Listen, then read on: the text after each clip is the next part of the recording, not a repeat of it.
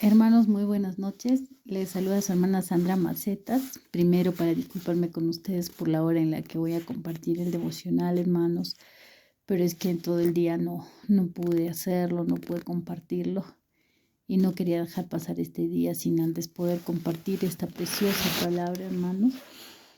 Eh, Bien, nos ha tocado Job capítulo 7, ¿no? Y Job capítulo 7 es la continuidad del discurso de Job, que habla de sus lamentos, de su terrible situación, del clamor a Dios por la finalización de sus males, de su sufrimiento. Él clama, describe una miserable situación, una situación terrible en la que estaba sumergido y quiere finalmente ampararse en el perdón y en la gracia de Dios, hermanos, ¿no? Entonces él en todo este discurso pues expresa todos estos aspectos, ¿no? Vamos a empezar desde el versículo 1, donde dice, ¿no? ¿No es acaso brega la vida del hombre sobre la tierra y sus días como los días de un jornalero? Como el siervo suspira por la sombra y como el jornalero espera el reposo de su trabajo, así he recibido meses de calamidad y noches de trabajo me dieron por cuenta, ¿no? Entonces, él habla de cómo la vida es un constante sufrimiento y una lucha, ¿no? Que casi todo el tiempo de repente estamos detrás de algo y con una esperanza, ¿no? Y que es dura la vida, ¿no? Él habla desde su situación actual en la que está, ¿no? Él habla por el dolor que siente, por la situación en la que está, que no era minúscula, hermanos, ¿no? Lo que él estaba pasando realmente era terrible, porque recordamos que el enemigo había tocado su vida, ¿no? Había tocado su familia, su vida, su cuerpo, su mente, su todo, absolutamente todo, hermanos. Entonces no era solamente un problema que estaba él enfrentando. Estaba enfermo, terriblemente enfermo, sufriendo dolores en el cuerpo, dolores en el alma, ¿no? Dice, cuando estoy acostado digo, ¿cuándo me levantaré? Mas la noche es larga y estoy lleno de inquietudes hasta el alba, hasta el amanecer, ¿no? Él decía que de noche y de día no podía lograr tener paz, ¿no? Y dice, cuando estoy acostado digo, ¿cuándo me levantaré? Mas la noche es larga y estoy llena de inquietudes hasta el alba. Mi carne está vestida de gusanos, dice, y de costras de polvo. Mi piel hendida y abominable. Y mis días fueron más veloces que la lanzadera del tejedor, y fenecieron sin esperanza. O sea, él no le encuentra en este momento un sentido a su vida. No le encuentra sentido, no le encuentra la razón por la cual él está vivo, ¿no? O sea, no encuentra, no, por más que analiza y piensa, no le encuentra sentido a su vida, hermanos, por el sufrimiento en el que está sumergido. Acuérdate de mi vida, acuérdate que mi vida es un soplo y que mis ojos no volverán a ver el bien. Los ojos de los que me ven no me verán más, ¿no? O sea, él habla en esta parte donde se lamenta, ¿no? Y dice, él ya no tiene esperanza de poder ser feliz o de estar tranquilo, que sus ojos puedan ver el bien, ¿no?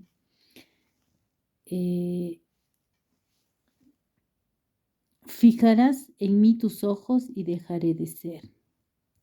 Como la nube se desvanece y se va, así el que desciende al Seol o a la muerte no subirá, dice, ¿no? No volverá más a su casa, ni su lugar le conocerá más. Habla de la fragilidad del hombre en la tierra, de que la vida es tan fugaz, no tan efímera. Y a partir del versículo 11, Job hace un pedido, ¿no? Y dice, por tanto no refrenaré mi boca, o sea, por tanto no me callaré y me quejaré. hablaré, dice, ¿no? Hablaré en la angustia de mi espíritu y me quejaré de la amargura de mi alma. Dice, ¿soy yo el mar o un monstruo marino para que me pongas guarda? Job sentía que aún Dios lo estaba vigilando, ¿no? Cuando digo me consolará mi lecho, ¿no? Cuando él piensa, bueno, todo el día ha sido sufrimiento, pero ahora descansaré, dormiré y al fin tendré un poco de paz, ¿no? Dice, mi cama atenuará mis quejas, piensa. Entonces me asustas con sueños y me aterras con visiones. O sea, Job no tenía ni siquiera paz, ni tranquilidad, ni olvido al menos cuando dormía, porque tenía terrores, ¿no? Tenía ataques, ¿no? Y por las noches tenía pesadillas, no podía tener tranquilidad. Y es que el enemigo había tocado su vida, hermanos. El enemigo nunca va a ser compasivo, pues va a hacer todo lo que tenga que hacer y todo lo que está a su alcance para molestar, ¿no? Dice, y si mi alma tuvo por mejor la estrangulación y quiso la muerte más que mis huesos, abomino de mi vida, no he de vivir para siempre. Déjame pues, porque mis días son vanidad. Aquí en este momento le pide a Dios que le quite la vida, ¿no? No quería seguir viviendo.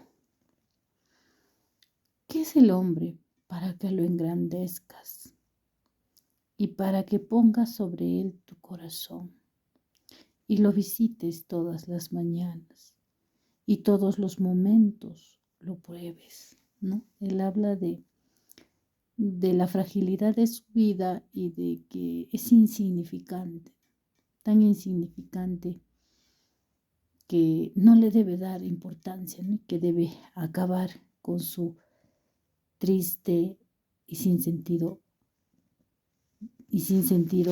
en su vida, ¿no? O sea, para él era triste y no tenía sentido su vida y debía acabar con esa existencia tan vana, ¿no?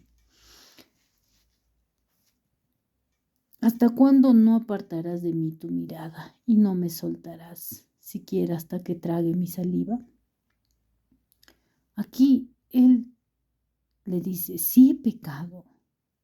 ¿Qué puedo hacerte a ti, oh guarda de los hombres? ¿Por qué me pones por blanco tuyo hasta convertirme en una carga para mí mismo? ¿No? ¿Y por qué no quitas mi rebelión y perdonas mi iniquidad? Le dice, Señor, si he pecado, si algo he hecho en contra de ti, perdóname, perdóname, porque ahora dormiré en el polvo y si me buscares de mañana, ya no existiré.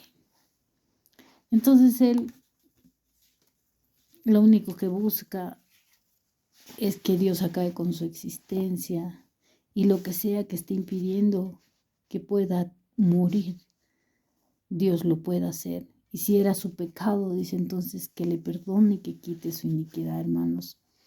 Realmente en todo este versículo, en todo este capítulo, podemos percibir el gran dolor y la angustia que vivía Job, ¿no? Pero aquí vemos también algo que es importante en el versículo 20 y 21, ¿no? Que Job tenía una idea muy equivocada, ¿no? Que posteriormente logra darse cuenta y logra entender.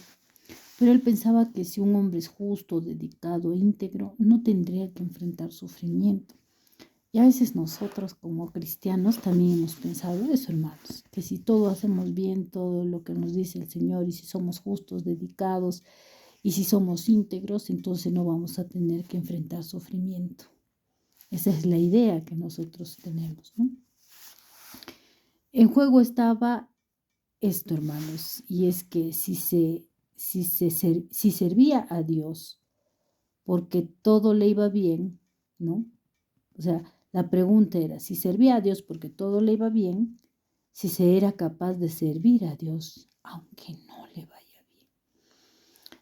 Porque nosotros mucho de lo que hacemos, de lo que ofrecemos es en reciprocidad, ¿no? Que si también recibimos algo. Pero la fidelidad hacia Dios siempre es probada, hermanos, nuestra fidelidad a Dios, nuestro amor por el Señor. Que si recibimos de Dios bendición, que si todo nos va bien, lo alabamos. Y si no todo nos va bien, y si pasamos por el valle de la muerte, del sufrimiento, del dolor, seguimos y seguiremos sirviendo a Dios. Seguiremos amando a Dios, hermanos. Nuestro amor es así, ¿no? Nosotros amamos a Dios de esa manera y Dios nos prueba, ¿no? Porque a veces pensamos que si somos justos, no sufrimos. Pero si sufrimos, ¿no? Y existe la calamidad, entonces decimos, Dios se olvidó de mí. Y si Dios se olvidó de mí, no tiene sentido vivir. Esa es la lógica que manejaba Job, ¿no? Que si estoy sufriendo es porque Dios se olvidó de mí y ya no tengo por qué vivir. Mi vida no tiene sentido.